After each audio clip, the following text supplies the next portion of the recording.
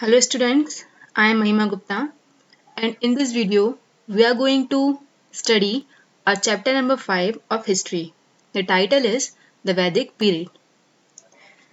The next evidences that were found after the decline of Indus Valley civilization are from the period between 1200 BC to 800 BC.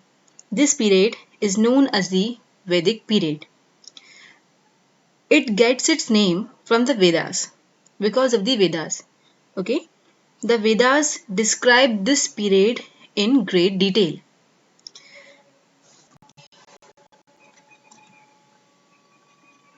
This is the picture of Vedas, we can say. Okay, the people of this period are believed to come from Central Asia. You can see in the image, this is the image of Central Asia. This is the area of Kazakhstan, Uzbekistan, Turkmenistan, and some other countries. Here you can see China in the east of this map. Okay, so this is the map of we can say Central Asia.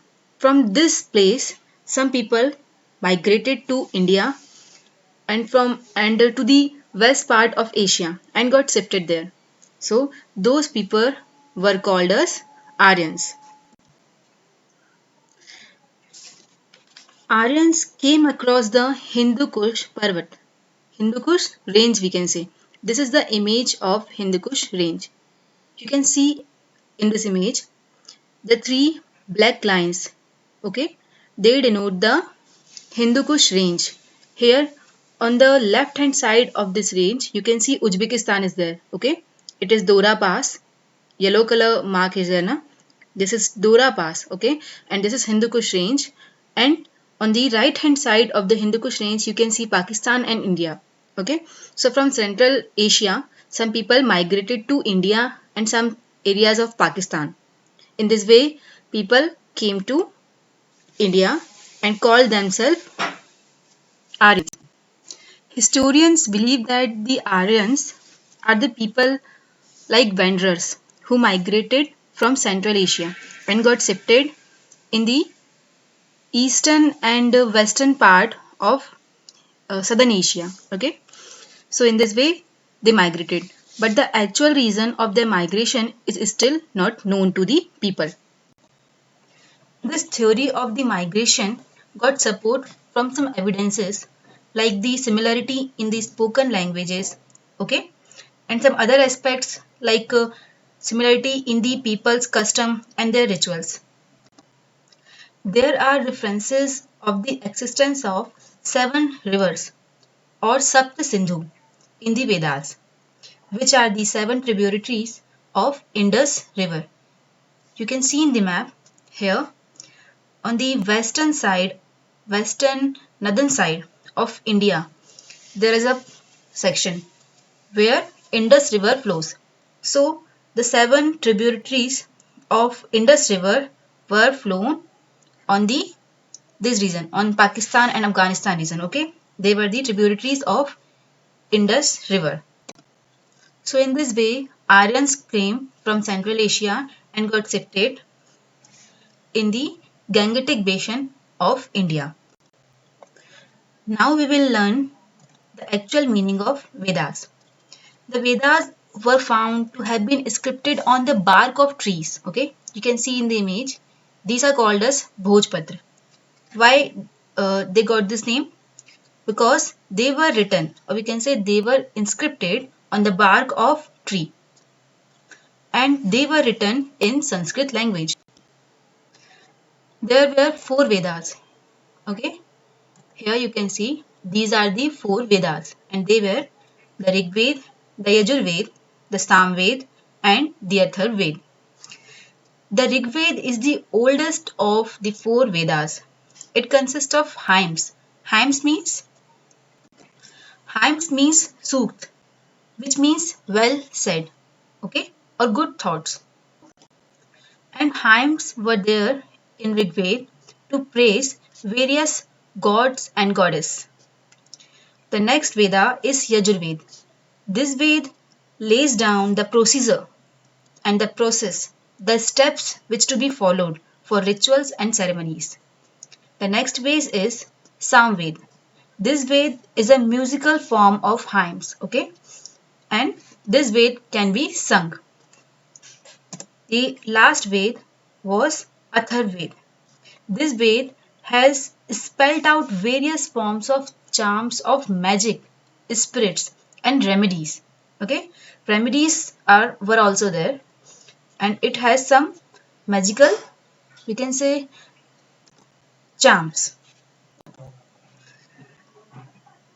The actual beginning of Rigveda period is still difficult to define. Here, this is the picture of some Vedas. Okay, now we will study about the political organization of Vedic period.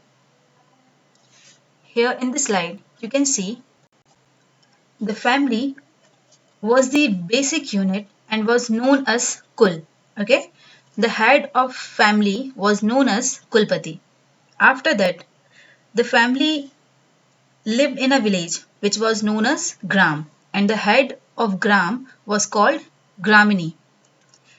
The next one is Vish. Vish means the collection of several villages, and the head of a Vish is Vishpati.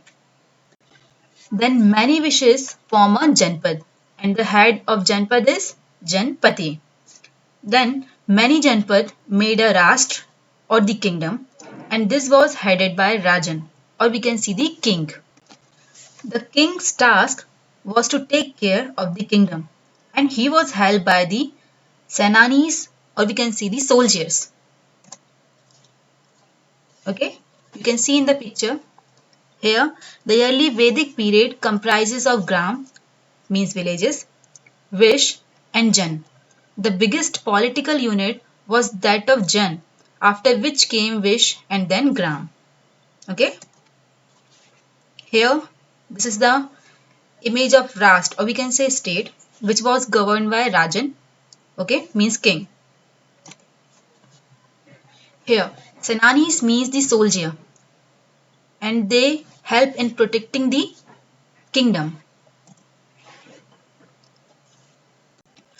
Here, the duty of the king was to protect the tribe, in which he was assisted by the Purohit, or we can say the Samitis and Senanis. Okay, this slide give the image of Samiti and Sabha. Samiti and Sabha are like we can say Lok Sabha and Rajya Sabha. Sabha was a council of elders or some selected people who advised the king, and the Samiti constitute the people who helped in forming policy decisions. Now we will study about the structure of society.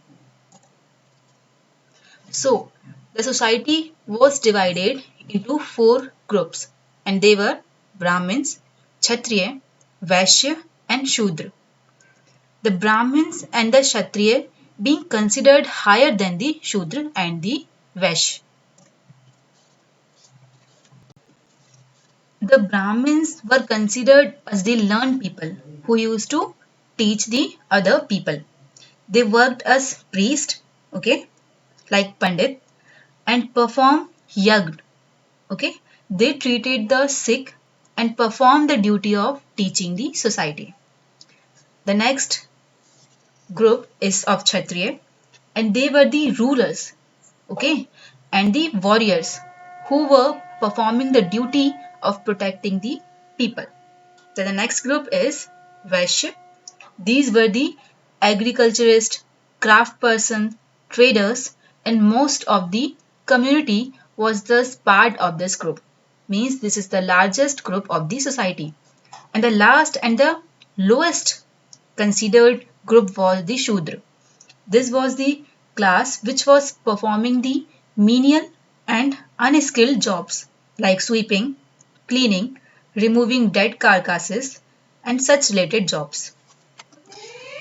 In the very beginning, the one were not very rigid, but after the passing of some time, they become very rigid. Okay, and this resulted in Discrimination. Here, the concept of one and the rules of marriage became much more rigid than before in this Vedic period. Now we will study about the status of women in Vedic period. In the initial Vedic period, women were given the equal rights. It was written in the Vedas, and most of the yag were not held without the presence of wife. The family followed a patriarchal system, which means all the decisions will be taken by the men, not by the female. Okay. Then in the later Vedic period, the status of the woman was downgraded. Okay, or we can say deteriorated. Okay, a large extent, and they were not allowed to participate in religious ceremonies and not even decision making.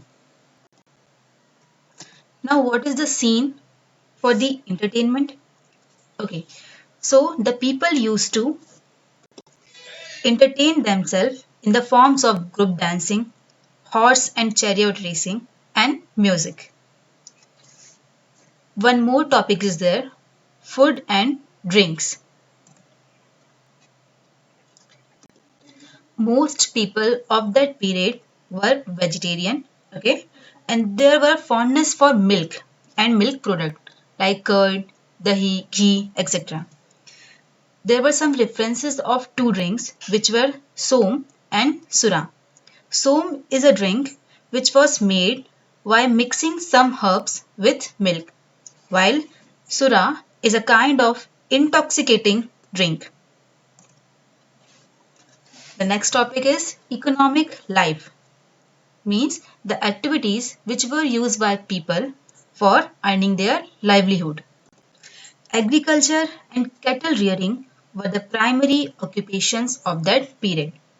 They used to grow wheat, rice, and barley. Cattle, sheep, goats, and horses were reared and maintained in large numbers. Cow was considered as the most sacred animal. The actual property of people were not land. They were actually the animals, horses, and cow, etc. So the people used to attack on other kingdom for capturing people and animal, and they use those prisoners as their slaves, which we call das or dasis. The other occupation of the people were related to making tools, agriculture equipments, horse and ox driven carts, okay, pottery, and trading in agriculture product. The use of iron came into being in the latter period of this age. Now we will study about the religious aspects of life of that era. Okay, here you can see in this image. The people used to rear the animals like cows and horses and etc. Now next one is religious aspect of life. In Vedic period, people were deeply involved in religious activities. They believed in the concept of one God. However, they accepted that God had many forms and thus gave them different names. Here, sacrifices and chantings of verses started gaining significance as the principal mode of worship. Okay, and these all works are done by the priest or the Brahmins. Okay, cow become the most sacred animal of this period, and yag like Ashwamedh yag and Vajpayee yag all become very famous and popular in that era. Here you can see in the image rituals like Rajasui, Vajpayee and Ashwamedh become widespread. Here you can see the various images of various god and goddess. Mitravarun, Surya, Vayu, Usha, Prithvi, Aditi and many more. The people of that era mainly believed in karma, which means that your future depends on your deeds in the present. And they also believe that the soul is imperishable. Imperishable means it can't be destroyed.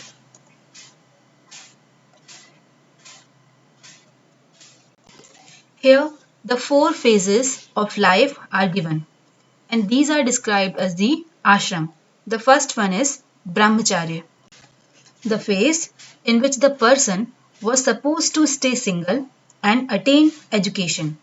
The second phase was grihastha, which means for marriage and building a family. Third one is vanaprasth, in which the person was supposed to be with family but not to avail his materialistic desire. And the last one is sannyas, means here the person had to leave his family life and go into prayers and solitude. Now we'll study about Inamgaon Chalcolithic settlement in the Deccan region. Okay, so here we will discuss about the structure of the houses, the material use, the food habits, the customs, and etc. Okay, so in the image you can see the first image is of the houses in which the people used to live in that period.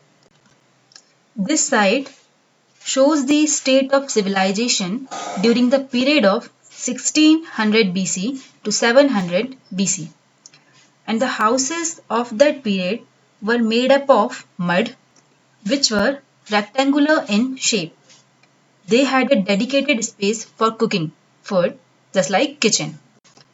Mud walls were built maybe for the safety purpose, okay? And there were canal also. Canal system was also there for irrigating the fields, okay? And they were connected with the rivers. The material which were used in that period are like ivory. Ivory means the teeth of elephant, okay? Gold and copper. However, iron was also used, but it was used in the later Vedic period. Pottery. Pottery was found in generally red with black design and which was popular in that era. It was mainly found in the northern region of India. Okay. Now, about food habits means in this era, their diets continued to be a mix of product like agriculture product and meat also. This food habit is about the civilization of Inamgaon, okay, which is in Maharashtra. The food habits that we studied in the previous slide is about the food habits of the Vedic period civilization. So don't be confused with these terms, okay? Now next one is domestication of animals. Many of the evidences on seals, okay, showed that the people of this time used to rear animals like cattle, goats, sheep, dogs, pigs, and horses. Okay. Now, the decline. The reason of the decline of the civilization, which were given by the historians, are changing lifestyle and reduction in crop sources. There were reduction in food production, which resulted in the migration of people. Okay. Some of the evidences that were found were of terracotta figure of animals, okay, that were of bulls and cows. Maybe because they were the most revered animals. Some human remains have been found with earthenwares and figurines, which shows that maybe the people of the time believe in journey after death. Now, some other sources of studying the past were also there. They were the written evidences like Vedas, okay, the artifacts, the pottery items, the buried houses, and etc. Okay.